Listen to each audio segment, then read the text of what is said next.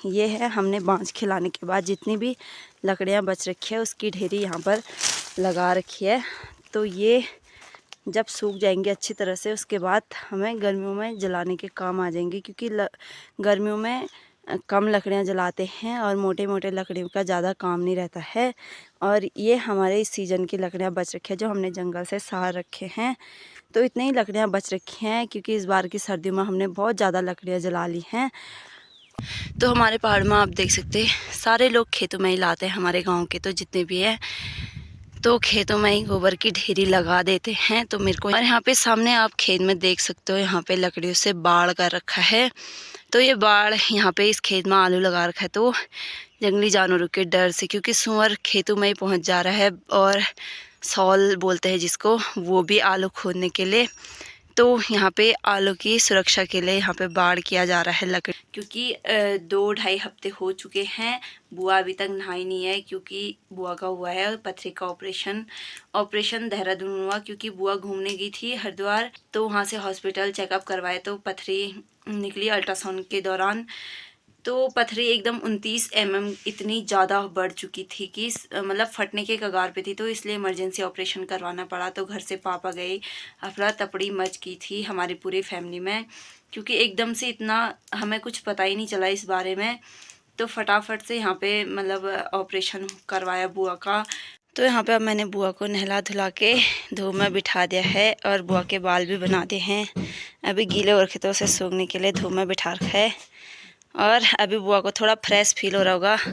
अब बुआ और दीदी गप्पे अपने आप लगाते हैं धूप में बैठ के। तो ये देख सकते हो इतने बड़े चकटे और खे इसके गर्दन से लेके इधर पैरों से लेके पूरे खाल तक निकाल दी है पैरों की, इधर वाले पैरों पर भी।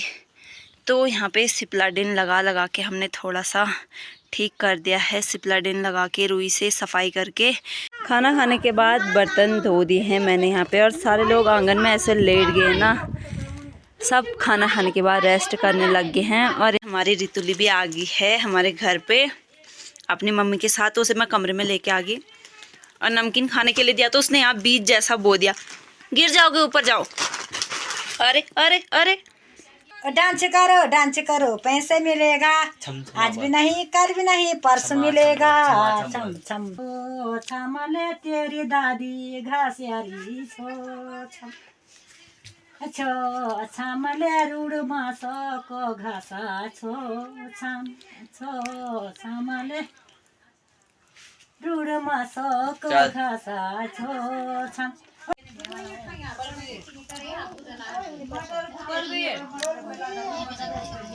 हेलो दोस्तों, प्रणाम पहला। तो कैसे हो आप सब लोग? आशा उम्मीद करती हूँ कि सब बढ़िया होंगे और मैं भी एकदम बढ़िया हूँ। तो नए दिन के साथ नई व्लॉगिंग की शुरुआत करते हुए मैं कविता बिस्ट एक बार फिर से आप सबका स्वागत करती हूँ अपने यूट्यूब चैनल कभी व्लॉग में। तो हमेशा की तरह आज के व्लॉग की शुरुआत भी हो चुकी है मेरी, और कुछ टाइम से मैं व्लॉग नहीं बना रही थी, तो आज फिर से स्टार्ट कर दिया है। और आज के व्लॉगिंग की शुरुआत मैं कर रही हूँ सुबह के 9 बजे से। तो अभी अच्छी सी धूप खिल चुकी है हमारे इधर साइड को, हमारे गांव की साइड को।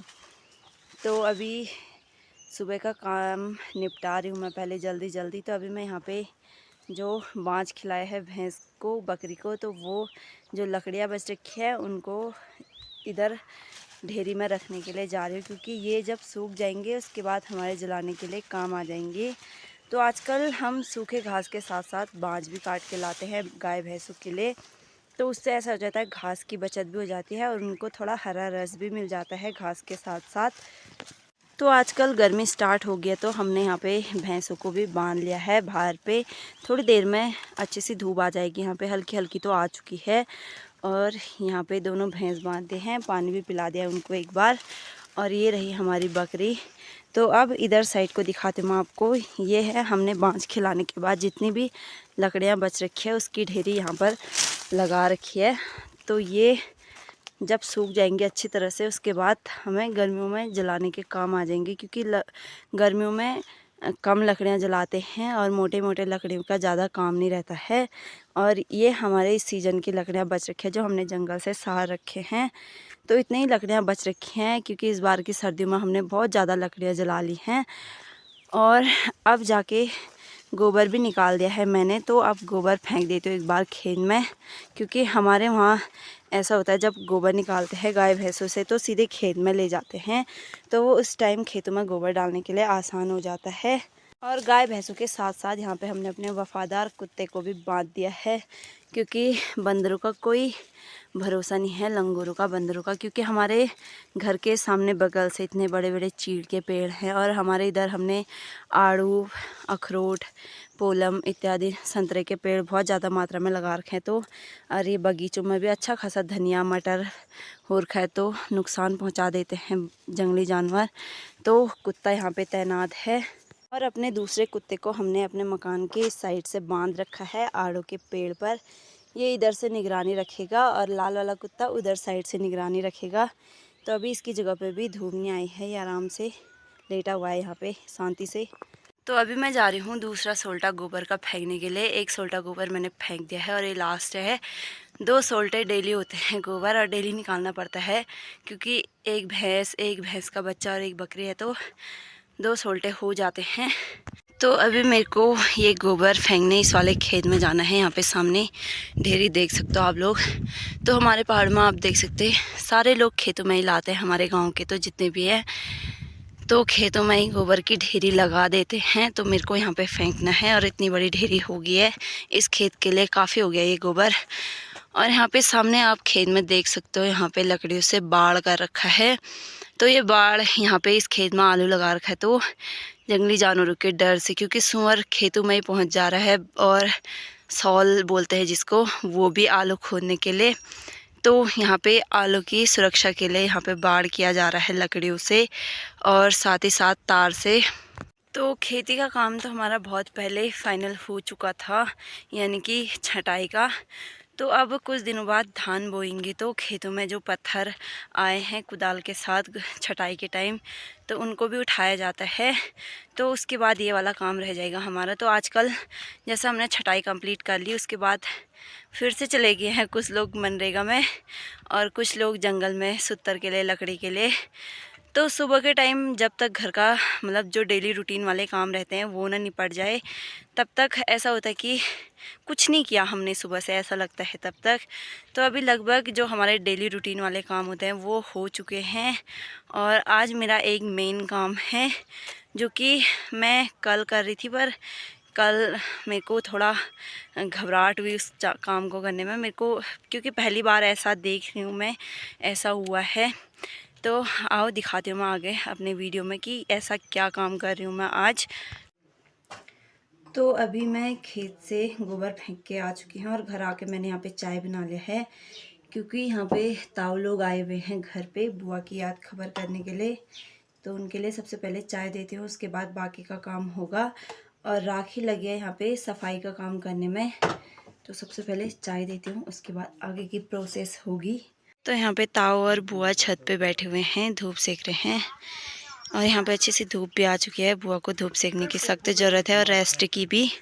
तो यहाँ पे पानी गर्म भी हो चुका है, जो कि मैंने सुबह ही रख दिया था गर्म करने के लिए। और यहाँ पे दिन के लिए दाल भी रख दिया मैंने चूल्हे पे, मोटी दाल है तो अभी से रख दिया है चूल्हे में, पक जाएगा दिन तक। तो पानी गर्म भी हो चुका है और आज मैंने अपनी बुआ को नहलाना है, क्योंकि 2-2.5 हफ्ते हो चुके हैं बुआ अभी तक नहाई नहीं है, क्योंकि बुआ का हुआ है पथरी का ऑपरेशन देहरादून हुआ, क्योंकि बुआ घूमने गई थी हरिद्वार। तो हरिद्वार गई थी तो वहाँ से देहरादून गई बुआ के घर, तो वहाँ से हॉस्पिटल चेकअप करवाए तो पथरी निकली अल्ट्रासाउंड के दौरान। तो पथरी एकदम 29 mm इतनी ज़्यादा बढ़ चुकी थी कि मतलब फटने के कगार पे थी, तो इसलिए इमरजेंसी ऑपरेशन करवाना पड़ा। तो घर से पापा गए, अफरा तफड़ी मच गई थी हमारी पूरी फैमिली में, क्योंकि एकदम से इतना हमें कुछ पता ही नहीं चला इस बारे में। तो फटाफट से यहाँ पे मतलब ऑपरेशन करवाया बुआ का। तो 2-2.5 हफ्ते हो चुके हैं। तो गर्मियों का सीज़न है, ज़्यादा दिन बिना नहाए रहो तो कितना बेकार लगता है, पसीना पसीना चिपचिपापन। तो और बुआ तो वैसे भी इतने टाइम से नहीं नहाई है, और बुआ को कुछ दवाइयों से कुछ कपड़े चेंज करके, कपड़े चेंज कितने भी कर लो जब तक शरीर साफ़ ना हो तब तक कपड़े चेंज करने का भी कोई फ़ायदा नहीं रहता है।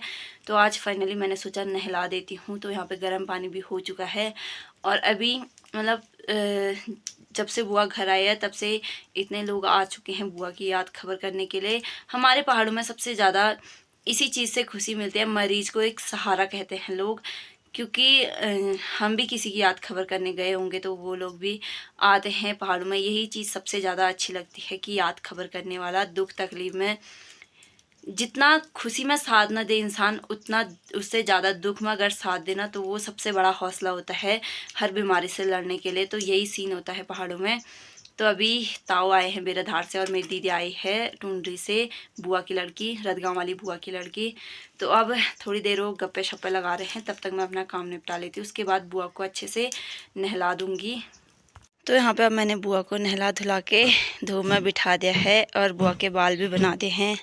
अभी गीले हो रखे तो उसे सूखने के लिए धूप में बिठा रखा है और अभी बुआ को थोड़ा फ्रेश फील हो रहा होगा। अब बुआ और दीदी गप्पे अपना आप लगाते हैं धूप में बैठ के। और ये है बुआ का मेकअप किट जो कि राखी ने तो राखी ने तैयार कर रखा है बुआ के लिए देहरादून जाने के लिए। तो अब घर में भी इसी को यूज़ करेगी। और इधर चूल्हे में दाल भी पकी गई होगी तब से, तो काफ़ी टाइम हो चुका है। तो यहाँ पे मैंने टब में सारे कपड़े रख दिए हैं, बुआ के भी और कुछ राखी के हैं। इनको धो के लाती हूँ धारे से। यहाँ पे कपड़े धो के भी ला गई हूँ मैं और छत पे सुखाने डाल दिए हैं। और वो धारे से कपड़े धो के आ गई हूँ मैं। और यहाँ पे राखी ने भात बना दिया है, अब दाल फ्राई करना है। और यहाँ पे छोटे से भौरी को भी भार पे बांध दिया है।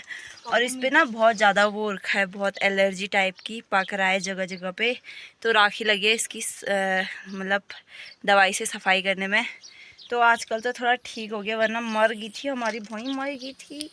तो ये देख सकते हो इतने बड़े चकटे और खे इसके गर्दन से लेके इधर पैरों से लेके पूरे खाल तक निकाल दी है पैरों की, इधर वाले पैरों पर भी। तो यहाँ पे सिप्लाडिन लगा लगा के हमने थोड़ा सा ठीक कर दिया है, सिप्लाडिन लगा के रुई से सफाई करके। तो अब इसकी हालत पहले से ज़्यादा ठीक हो चुकी है। साला मरने वाला था वरना फिर कहाँ से।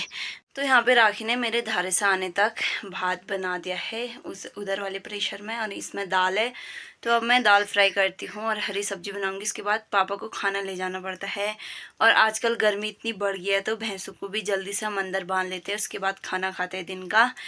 तो राखी ने आग के चूल्हे में ही भात भी बना दिया है। तो बहुत ज़्यादा आसानी हो जाती है ना, आजकल हमने इतनी गैस की बचत कर दी है ना, क्योंकि अब गर्मियाँ लगने वाली हैं। उसके बाद तो हमेशा गैस में ही बनता है। चूल्हे में आग दिन में तो हम बहुत कम मात्रा में जलाते हैं। पहले मेरी दादी हुक्का पीती थी तो इसलिए जलाना पड़ता था टाइम टाइम पे। तो अब तो ऐसा कुछ नहीं है, इसलिए अब दिन में हम बहुत कम आग जलाते हैं चूल्हे में गर्मियों के टाइम पे। तो अब फटाफट करती हूँ पहले दाल फ्राई, उसके बाद हरी सब्जी बनाऊंगी और उसके बाद भैंसों को अंदर बांधूंगी। फिर बेराधार पापा को खाना लेके जाना पड़ता है और फिर तब तक मम्मी लोग भी आ जाएंगे मनरेगा से। उसके बाद सारे जने एक साथ दिन का खाना खाएंगे। तो खाना बनाने के बाद अभी मैं टिफ़िन पैक करके लगी हूँ घर से रास्ता बेराधार की ओर पापा को खाना लेके। और अभी दिन के टाइम लगभग 12:45 हो रहा है और 15-20 मिनट तो लग जाते हैं यहाँ से बेराधार जाने में। तो जाती हूँ फटाफट पापा को टिफ़िन लेके। खाना पहुँचा के मैं आ गई हूँ आधे रास्ते में और सुनसान एकदम इतना बेकार लग रहा है ना रास्ते में। और मैं लाई हूँ साथ में प्याज और टमाटर जो कि ख़त्म हो गए थे सब्ज़ी के लिए रात के लिए। तो साथ में प्याज टमाटर भी लेके आ गई। और धूप इतनी तेज़ हो ना, मेरे को उल्टी जैसा आने को हो रहा है, चक्कर जैसा आने को। तो यहाँ पर मैं 5 मिनट बैठ जाती हूँ, चाहे जितना भी लेट हो कोई बात नहीं। खाना खाने के बाद बर्तन धो दिए हैं मैंने यहाँ पे और सारे लोग आंगन में ऐसे लेट गए ना, सब खाना खाने के बाद रेस्ट करने लग गए हैं। और यहाँ पे राखी को देख सकते हो आप बैठी है, संतरा छिल रही है क्योंकि अभी बनाएगी खटाई। और ऊपर से ताई भी आई है। मम्मी ने यहाँ पे लंबा चौड़ा बिस्तरा लगा रखा है और बुआ ने उधर पे।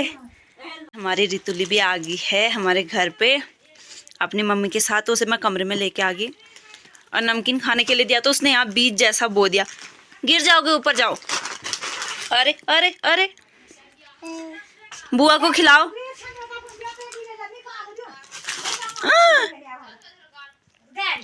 अरे गिरा दिया।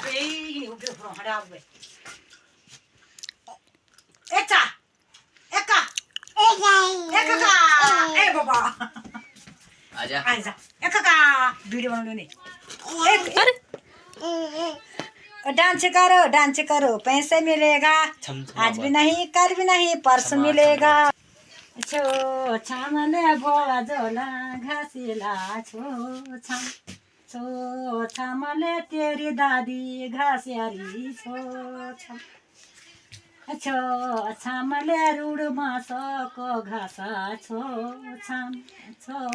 छामले रुड मासको घाँसा छो देनगे जय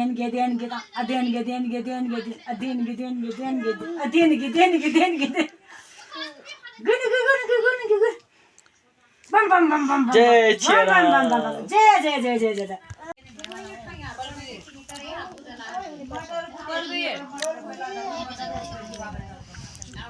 वाह, आज हमने 2 कलाकारों को लगाया यहाँ पे। आज मेरे को रिलैक्स मिल गया। भाभी आप तक स्मेल आ रही है संतरे की खुशबू।